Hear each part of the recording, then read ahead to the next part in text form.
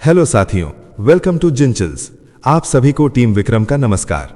हमेशा की तरह वीडियो के अंत में देखेंगे 100 से ज्यादा फटाफट महत्वपूर्ण खबरें सभी क्षेत्रों से।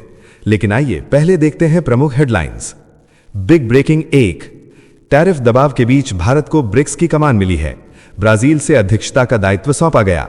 यह रणनीतिक संकेत है कि भारत अब वैश्विक संतुलन साधने की भूमिका में है। बिग ब्रेकिंग 2, ओमान में प्रधानमंत्री नरेंद्र मोदी को ऑर्डर ऑफ ओमान सम्मान मिला है। ऊर्जा, व्यापार और निवेश समझौतों से भारत खाड़ी रिश्ते और मजबूत हुए। ये भारत की कूटनीतिक जीत का बड़ा संकेत है। बिग ब्रेकिंग 3, शेख हसीना ने मोहम्मद यूनुस पर हमला बोला है। भारत को सच्चा दोस्त बताया। कहा कि यूनुस का दौर अस्थायी है और आवामी लीग को खत्म नहीं किया जा सकता। बिग ब्रेकिंग 4, चुनाव पर सलाह से ढाका भड़का है। बांग्लादेश ने भारत को दो टुक कहा कि वो अपने रास्ते चलेगा। भारतीय उच्चायोग को मिली धमकियों से रिश्तों में तनाव और बढ़ा है। बिग ब्रेकिंग 5, तुर्की ने बड़ा यू टर्न दिखाया है। अर्दोगन ने रूस से S-400 लौटाने की गुहार लगाई है। मकसद अमेरिका से F-35 फाइटर जेट हासिल करना है। बिग ब्रेकिंग 6, चेनाब नदी के पानी पर भारत के सख्त रुख से पाकिस्तान में हड़कंप मच गया है। इस्लामाबाद ने औपचारिक पत्र लिखकर जल संधि उल्लंघन का आरोप लगाया है। बिग ब्रेकिंग 7, ताइवान को अमेरिका का सबसे बड़ा हथियार पैकेज मिला है। $10 अरब से ज्यादा की डील ने चीन को सीधा संदेश दिया। एशिया में शक्ति संतुलन तेजी से बदल रहा है। बिग ब्रेकिंग 8, गणतंत्र दिवस 2026 पर यूरोप का पावर शो होगा।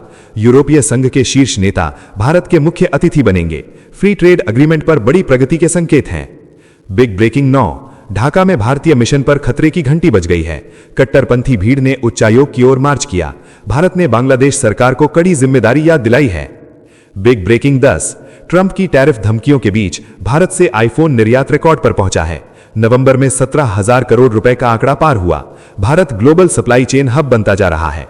आइए अब इन सभी खबरों को जानते हैं विस्तार से। टैरिफ दबाव में भारत के हाथ ब्रिक्स की कमान। वैश्विक राजनीति में बड़ा मोड़ आया है।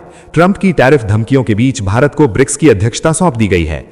ब्राजील से मिला यह दायित्व सिर्फ औपचारिक नहीं बल्कि रणनीतिक संकेत है। अमेजन वर्षावन की पुनर्चक्रित लकड़ी से बना हथौड़ा भारत के नेतृत्व और सतत विकास का संदेश देता है।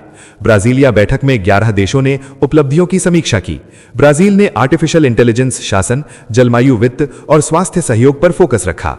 अब भारत लचीलापन, नवाचार और सहयोग के एजेंडे के साथ वैश्विक संतुलन साधने उतरेगा। अमेरिका की बेचैनी साफ दिख रही है। नेक्स्ट खबर, ओमान में मोदी की कूटनीतिक विजय, भारत खाड़ी रिश्ते मजबूत। मस्कट में भारत की सॉफ्ट पावर और स्ट्रांग डिप्लोमेसी का बड़ा प्रदर्शन हुआ है। प्रधानमंत्री नरेंद्र मोदी को ओमान का दूसरा सर्वोच्च सम्मान ऑर्डर ऑफ ओमान प्रदान किया गया। सुल्तान हैथम बिन तारिक ने यह सम्मान देकर भारत ओमान रिश्तों को नई ऊंचाई दी। इस दौरान भारत और ओमान के अहम ट्रेड एग्रीमेंट पर भी हस्ताक्षर किए। यह समझौता ऊर्जा, निवेश और व्यापार को नई रफ्तार देगा। खाड़ी क्षेत्र में भारत की रणनीतिक पकड़ और मजबूत हुई है। मोदी का यह दौरा केवल सम्मान नहीं बल्कि भारत की वैश्विक विश्वसनीयता की मोहर बन गया है। साथियों, अगर आप इस न्यूज बुलेटिन को डेली रेगुलर सुनना चाहते हैं तो इस वीडियो पर 500 लाइक्स करें और अपने प्रियजनों के साथ शेयर जरूर करें। साथ ही चैनल को अभी सब्सक्राइब करके बेल नोटिफिकेशन ऑन कर लें। नेक्स्ट खबर, यूनुस पर हसीना का हमला, भारत को बताया सच्चा दोस्त। ढाका की राजनीति में भूचाल आ गया है। अपदस्थ प्रधानमंत्री शेख हसीना ने मोहम्मद यूनुस पर तीखा हमला बोला है। हसीना ने कहा कि यूनुस के पास न जनादेश है न अनुभव और वो राजनीतिक वैधता के लिए पाकिस्तान की ओर भाग रहे हैं। उन्होंने साफ कहा कि आवामी लीग को मिटाया नहीं जा सकता क्योंकि पार्टी को जनता ने 9 बार चुना है। हसीना ने भारत की जमकर तारीफ करते हुए कहा कि भारत सिर्फ रणनीतिक साझेदार नहीं बल्कि भरोसेमंद दोस्त है। उन्होंने भरोसा जताया कि यूनुस का दौर अस्थायी है और भारत बांग्लादेश रिश्ते फिर मजबूत होंगे। चुनाव पर नसीहत से बौखलाया ढाका। बांग्लादेश ने भारत के सामने कड़ा तेवर दिखाया है। ढाका ने साफ कहा है कि उसे चुनावों पर किसी की सलाह मंजूर नहीं है। नई दिल्ली में बांग्लादेशी उच्चायुक्त को तलब किए जाने के बाद यह बयान आया है। भारत ने ढाका में भारतीय उच्चायुक्त को मिली धमकियों पर चिंता जताई और शांतिपूर्ण, निष्पक्ष, समावेशी चुनावों की बात कही। इसके जवाब में मोहम्मद यूनुस सरकार के सलाहकार ने पलटवार किया और कहा कि बांग्लादेश अपने रास्ते पर चलेगा। शेख हसीना के दौर का जिक्र कर भारत पर दोहरे मापदंड का आरोप भी लगाया गया। 12 फरवरी की वोटिंग से पहले भारत बांग्लादेश रिश्तों में तनाव और तीखा हो गया है। नेक्स्ट खबर, S-400 छोड़ो, F-35 चाहिए, एर्दोगन का दांव। तुर्की ने वैश्विक शक्ति संतुलन में बड़ा यूटर्न लेने का संकेत दिया है। राष्ट्रपति रेसेप तैयब एर्दोगन ने रूस से खरीदे गए S-400 एयर डिफेंस सिस्टम को वापस ले जाने की गुहार पुतिन से लगाई है। मकसद साफ है कि अमेरिका से F-35 स्टील्थ फाइटर जेट का रास्ता खुले। S-400 डील ने तुर्की को नाटो और अमेरिका से टकराव मिला दिया था। इसी वजह से वॉशिंगटन ने तुर्की को F-35 कार्यक्रम से बाहर कर दिया।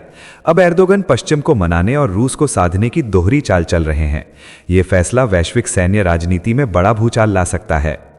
नेक्स्ट खबर, चेनाब के पानी पर भारत का दबाव, पाकिस्तान में हड़कंप।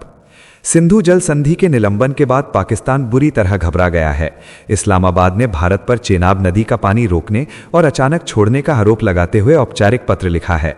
पाकिस्तानी विदेश मंत्रालय ने कहा है कि खेती के मौसम में जल प्रवाह में बदलाव से लोगों की आजीविका खतरे में है। पाकिस्तान ने इसे अंतर्राष्ट्रीय समझौते का उल्लंघन बताया। भारत ने पहलगाम आतंकी हमले में मारे गए 26 निर्दोष लोगों के बाद साफ कर दिया था कि पानी और खून साथ नहीं बहेंगे। 1960 की संधि पर अब भारत का रुख बेहद सख्त है। नेक्स्ट खबर, ताइवान पर चीन का डर, अमेरिका का हथियार दाव। वॉशिंगटन ने एशिया को हिला देने वाला फैसला लिया है। चीन के हमले के खौफ के बीच अमेरिका ने ताइवान को अब तक का सबसे बड़ा हथियार पैकेज देने का ऐलान कर दिया है। इस डील की कीमत $10 अरब से ज्यादा है। इसमें हिमार्स रॉकेट सिस्टम, होविट्जर तोपें, जैवलिन मिसाइल, ड्रोन और सैन्य सॉफ्टवेयर शामिल हैं। अमेरिका साफ कर रहा है कि ताइवान अकेला नहीं है। चीन इस कदम से भड़क सकता है, लेकिन अमेरिका ने ताकत के जरिए संदेश दे दिया है। एशिया में शक्ति संतुलन अब तेजी से बदल रहा है। नेक्स्ट खबर, गणतंत्र दिवस पर यूरोप का पावर शो। गणतंत्र दिवस 2026 भारत की कूटनीति में नया इतिहास लिखने जा रहा है। इस बार राजपथ पर मेहमान नहीं बल्कि रणनीतिक संदेश आने वाला है। यूरोपीय संघ की सबसे ताकतवर कुर्सियों पर बैठने वाले नेता भारत के चीफ गेस्ट होंगे। यूरोपीय आयोग के अध्यक्ष उर्सुला वॉन डेर लेयन और यूरोपीय परिषद के अध्यक्ष एंटोनियो कोस्टा की मौजूदगी दुनिया को साफ संकेत देगी कि भारत अब केवल बाजार नहीं बल्कि ग्लोबल पॉलिसी मेकर है। इसी मंच पर भारत और यूरोपीय संघ समिट भी होगा। फ्री ट्रेड एग्रीमेंट को लेकर बड़ी प्रगति के संकेत हैं, यानी परेड के साथ पॉलिसी पावर का प्रदर्शन। नेक्स्ट खबर, ढाका में भारतीय मिशन पर खतरे की घंटी। बांग्लादेश की राजधानी ढाका में भारत विरोधी उबाल खुलकर सामने आ गया है। कट्टरपंथी प्रदर्शनकारियों के एक बड़े समूह ने भारतीय उच्चायोग की तरफ मार्च करने की कोशिश की। पुलिस बैरिकेड लगे और सड़कों पर धक्का मुक्की हुई। हालात इतने गंभीर बने कि भारतीय मिशन से पहले ही भीड़ को रोकना पड़ा। इस घटनाक्रम से पहले दिल्ली ने बांग्लादेश के राजदूत को तलब कर सख्त संदेश दिया था। भारत ने साफ कहा है कि राजनयिक मिशनों की सुरक्षा बांग्लादेश सरकार की जिम्मेदारी है। भारत विरोधी बयानबाजी और धमकियों के बीच ये प्रदर्शन दोनों देशों के रिश्तों में बढ़ते तनाव का बड़ा संकेत बन गया है। भारत के आईफोन से ट्रंप प्लान फेल। प्रधानमंत्री मोदी के सामने झुकाने की कोशिश अब अमेरिका पर ही भारी पड़ रही है। ट्रंप की टैरिफ धमकियों के बावजूद भारत डटा रहा और नतीजा रिकॉर्ड बन गया। नवंबर में भारत से आईफोन का निर्यात 17,000 करोड़ रुपए के पार पहुंच गया। यह अब तक का सबसे बड़ा मासिक आंकड़ा है। अमेरिका फर्स्ट नीति के बीच एप्पल ने चीन से हटकर भारत को अपना बड़ा मैन्युफैक्चरिंग हब बना लिया। अमेरिका में बिकने वाले ज्यादातर आईफोन अब भारत से जाएंगे। भारत की अर्थव्यवस्था की रफ्तार भी तेज है और जीडीपी ग्रोथ 8.2% पर है। स्मार्टफोन एक्सपोर्ट में एप्पल की हिस्सेदारी 75% रही। संदेश साफ है कि भारत अब ग्लोबल सप्लाई चेन का सुपर पावर बन चुका है। नेक्स्ट खबर, ओमान में मोदी का ग्लोबल सम्मान। मस्कट की धरती पर भारत की कूटनीति ने एक और ऊंचाई छू ली है। प्रधानमंत्री नरेंद्र मोदी को ओमान के सुल्तान ने ऑर्डर ऑफ ओमान से सम्मानित किया। यह प्रधानमंत्री मोदी का 29वां अंतर्राष्ट्रीय सर्वोच्च नागरिक सम्मान है। यह अवार्ड सिर्फ सम्मान नहीं बल्कि भारत ओमान रणनीतिक साझेदारी की ताकत है। अल बराका पैलेस में हुई मुलाकात में शिक्षा, व्यापार और सीईपीए पर मजबूत संदेश दिया गया। प्रधानमंत्री ने एआई, डिजिटल लर्निंग और स्टार्टअप सहयोग को भविष्य की रीढ़ बताया। बिजनेस फोरम में जीएसटी और आईबीसी की सफलता गिनाई। यूनेस्को द्वारा दिवाली को मिली वैश्विक पहचान का भी जिक्र हुआ। भारत की सॉफ्ट पावर अब दुनिया बोल रही है। साथियों, आपके लिए रोजाना शानदार वीडियो लाते रहने के लिए हमें आपके प्यार और सहयोग की जरूरत है। इसके लिए आप नीचे ज्वाइन बटन पर क्लिक करके हमारे चैनल की प्रीमियम मेंबरशिप ज्वाइन कर सकते हैं। नेक्स्ट खबर, हिजाब विवाद पर पाकिस्तान की एंट्री। बिहार से उठे एक वीडियो ने अंतर्राष्ट्रीय रंग ले लिया है। मुख्यमंत्री नीतीश कुमार से जुड़े हिजाब विवाद पर पाकिस्तान ने आधिकारिक बयान जारी कर दिया है। पाकिस्तान के विदेश मंत्रालय ने इसे मुस्लिम महिलाओं के अपमान और धार्मिक स्वतंत्रता पर हमला बताया है। इस्लामाबाद ने कहा कि सार्वजनिक मंच पर एक मुस्लिम महिला डॉक्टर का हिजाब हटाना और उस पर मजाक करना बेहद चिंताजनक है। यह घटना 15 दिसंबर को नियुक्ति पत्र वितरण समारोह की बताई जा रही है। वीडियो वायरल होते ही भारत में सियासी और सामाजिक हलकों में नाराजगी फैल गई। विपक्ष ने इसे असंवेदनशील आचरण बताया। मामला अब राज्य की सीमाएं पार कर कूटनीतिक बहस बन चुका है। नेक्स्ट खबर, रेगिस्तान में भारत यूएई की साझा युद्ध हुंकार। अबू धाबी के रेगिस्तान में भारत और संयुक्त अरब अमीरात की सेनाएं कंधे से कंधा मिलाकर युद्ध कौशल दिखा रही हैं। डेजर्ट साइक्लोन 2 नाम का यह साझा सैन्य अभ्यास आज से शुरू हो गया है और दिसंबर के 30 तक चलेगा। दोनों देशों की मैकेनाइज्ड इन्फेंट्री की एक बटालियन इसमें हिस्सा ले रही है। अभ्यास का फोकस शहरी युद्ध, आतंकरोधी अभियान, हेलीबॉर्न ऑपरेशन, ड्रोन और ड्रोन रोधी तकनीक पर है।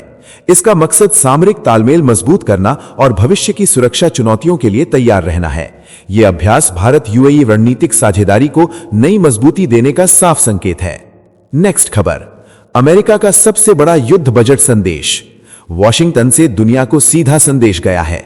अमेरिकी संसद ने अब तक का सबसे बड़ा रक्षा बजट मंजूर कर दिया है। यह बजट 901 अरब डॉलर का है। इसमें यूक्रेन को 2 साल में 80 करोड़ डॉलर की मदद तय की गई है। सैनिकों के वेतन में 4% बढ़ोतरी होगी। चीन और रूस के मुकाबले सैन्य ताकत और तेज की जाएगी। यूरोप में तैनात अमेरिकी सैनिकों की संख्या 76,000 से कम नहीं होगी। बाल्टिक देशों की सुरक्षा के लिए 17.5 करोड़ डॉलर रखे गए हैं। यह फैसला साफ करता है कि अमेरिका अब ताकत से रणनीति लिख रहा है। नेक्स्ट खबर, ऑस्ट्रेलिया हमले पर पाकिस्तान की सफाई। ऑस्ट्रेलिया में हुए आतंकी हमले के बाद पाकिस्तान ने खुद को बेवजह बदनाम किए जाने का आरोप लगाया है। इस्लामाबाद में प्रेस ब्रीफिंग करते हुए सूचना मंत्री अताउल्ला तरार ने कहा कि यह भारत और इजरायल जैसे दुश्मन देशों की साजिश है। पाकिस्तान का दावा है कि सोशल मीडिया के जरिए झूठी कहानियां फैलाई जा रही हैं ताकि उसे अंतर्राष्ट्रीय स्तर पर कटघरे में खड़ा किया जा सके। सरकार ने हमले से किसी भी तरह के संबंध से साफ इनकार किया है। बयान ऐसे वक्त आया है जब पाकिस्तान पहले से आतंकवाद के आरोपों को लेकर दबाव में है। संदेश साफ है कि दोषारोपण की लड़ाई अब कूटनीति तक पहुंच चुकी है। गाजा में फंसा पाकिस्तान, असीम मुनीर पर अमेरिका का दबाव। इस्लामाबाद की सत्ता में भूचाल आने के संकेत साफ हैं। पाकिस्तानी सेना प्रमुख असीम मुनीर अमेरिका के दबाव में सबसे कठिन मोड़ पर खड़े हैं। डोनाल्ड ट्रंप चाहते हैं कि पाकिस्तान अपनी सेना को गाजा में तैनात करे और हमास को हथियार विहीन करे। आने वाले हफ्तों में असीम मुनीर की वॉशिंगटन यात्रा तय मानी जा रही है, लेकिन पाकिस्तान के भीतर तहरीक-ए-लब्बाइक जैसे कट्टरपंथी संगठन सड़कों पर उतर सकते हैं। फिलिस्तीन मुद्दा वहां भावनात्मक विस्फोट है। अगर फैसला अमेरिका के पक्ष में गया तो जिम्मेदारी सीधे असीम मुनीर पर आएगी। ये कदम पाकिस्तान में सियासी आग लगा सकता है। नेक्स्ट खबर, ब्रिक्स का दरवाजा खटखटाता पाकिस्तान। पाकिस्तान एक बार फिर ब्रिक्स क्लब में एंट्री के लिए बेचैन नजर आ रहा है। इस्लामाबाद से लेकर मॉस्को और बीजिंग तक लॉबिंग तेज हो गई है। वित्त मंत्री मोहम्मद औरंगजेब ने खुले मंच से कहा कि पाकिस्तान ब्रिक्स के भीतर सकारात्मक भूमिका निभा सकता है। रूस और चीन के कंधे पर हाथ रखकर शहबाज सरकार वैश्विक मंच पर नई पहचान ढूंढ रही है। विदेशी मुद्रा भंडार सुधरने और मैक्रो इकोनॉमिक स्थिरता का दावा भी सामने रखा गया है, लेकिन हकीकत यह है कि ब्रिक्स में एंट्री के लिए भारत की मंजूरी जरूरी है। भारत पाकिस्तान के आतंक और तनाव भरे रिकॉर्ड को लेकर साफ रुख रखता है। ऐसे में पाकिस्तान की ये कोशिश सपने और सियासत के बीच झूलती दिखाई दे रही है। नेक्स्ट खबर, हार की राख में शहबाज की शेखी। इस्लामाबाद में हार का दर्द अब बयानों में छलक रहा है। ऑपरेशन सिंदूर में करारी शिकस्त के बाद पाकिस्तानी प्रधानमंत्री शहबाज शरीफ सदमे से उबर नहीं पाए हैं। खैबर पख्तूनख्वा में उन्होंने दावा किया कि पाकिस्तान ने भारत को न भूलने वाला सबक सिखाया। हकीकत यह है कि भारत ने ब्रह्मोस मिसाइलों से पाकिस्तानी एयरबेस तबाह किए। S-400 एयर डिफेंस सिस्टम ने पाकिस्तानी फाइटर जेट गिराए। सैटेलाइट तस्वीरों ने दुनिया के सामने सच रखा। देश के भीतर इमरान खान समर्थक और बढ़ते आतंकी हमले शहबाज सरकार की नींद उड़ा रहे हैं। नेक्स्ट खबर, रूस का S-500 दांव, पश्चिमी आसमान में खलबली। मॉस्को ने वैश्विक सैन्य संतुलन को हिला दिया है। रूस ने पहली बार अपने सबसे घातक एयर डिफेंस सिस्टम S-500 को कॉम्बैट ड्यूटी पर तैनात कर दिया है। रक्षा मंत्री आंद्रे बेलोसोव के ऐलान के साथ ये साफ हो गया कि अब खतरा सिर्फ यूक्रेन तक सीमित नहीं है। S-500 बैलिस्टिक मिसाइलों के साथ अंतरिक्ष के नजदीक मौजूद सैटेलाइट को भी मार गिराने में सक्षम है। ये सिस्टम 100 किलोमीटर की ऊंचाई तक लक्ष्य भेद सकता है। रूस की मिसाइल शील्ड अब अमेरिका और नाटो के लिए सीधी चेतावनी बन चुकी है। साथियों, अब आइए फटाफट देख लेते हैं कुछ प्रमुख हेडलाइंस। दिल्ली प्रदूषण पर सुप्रीम कोर्ट का सख्त संदेश सामने आया है। एमसीडी टोल पर कड़ाई, बेरोजगार मजदूरों के खातों में राहत की रकम और BS4 से नीचे पुराने वाहनों पर कार्रवाई को मंजूरी दी गई है। अदालत ने साफ किया कि सेहत से बड़ा कोई तर्क नहीं हो सकता। नेक्स्ट खबर, बंगाल की खाड़ी में भारतीय तटरक्षक बल की बड़ी कार्रवाई हुई है। जहाज अनमोल ने 2 बांग्लादेशी नौकाएं पकड़ी हैं। भारतीय EEZ में अवैध शिकार कर रहे 35 मछुआरे गिरफ्तार हुए हैं। 500 किलो मछली बरामद की गई है। नेक्स्ट खबर, भारत ने ढाका में वीजा सेंटर का काम दोबारा शुरू कर दिया है। हालांकि सुरक्षा हालात को देखते हुए 2 अन्य स्थानों पर सेवाएं फिलहाल निलंबित रखी गई हैं। विदेश मंत्रालय का संदेश साफ है कि सुविधा भी जरूरी है और सुरक्षा भी सर्वोपरि है। नेक्स्ट खबर, मनरेगा नाम बदलने के मुद्दे पर संसद में हंगामा मच गया। असदुद्दीन ओवैसी ने सरकार पर तीखा हमला बोलते हुए कहा कि 60 दिनों में ब्लैकआउट होगा और गरीबों को काम नहीं मिलेगा। उन्होंने इसे गरीब विरोधी साजिश करार दिया। नेक्स्ट खबर, यूक्रेन युद्ध को लेकर पश्चिमी देशों की चिंता बढ़ गई है। राष्ट्रपति जेलेंस्की ने दावा किया है कि रूस अगले साल भी जंग जारी रखने की तैयारी में है। उन्होंने अमेरिका से मदद की गुहार लगाई और ट्रंप के शांति वाले दावे पर तंज कसा। नेक्स्ट खबर, मनरेगा नाम विवाद पर सियासी घमासान और तेज हो गया है। पी चिदंबरम ने कहा कि पहले नेहरू को बदनाम किया गया और अब महात्मा गांधी को निशाना बनाया जा रहा है। इसी बीच सरकार ने लोकसभा में जी राम जी बिल पेश किया। नेक्स्ट खबर, अमेरिकी राष्ट्रपति डोनाल्ड ट्रंप ने वेनेजुएला को खुली चेतावनी दी है। ट्रंप बोले कि वेनेजुएला ने अमेरिकी तेल कंपनियों को जबरन भगाया और संपत्ति छीनी। अगर नुकसान की भरपाई नहीं हुई तो जंग की घोषणा भी हो सकती है। नेक्स्ट खबर, ट्रेन यात्रियों के लिए लगेज नियमों पर भ्रम दूर किया गया है।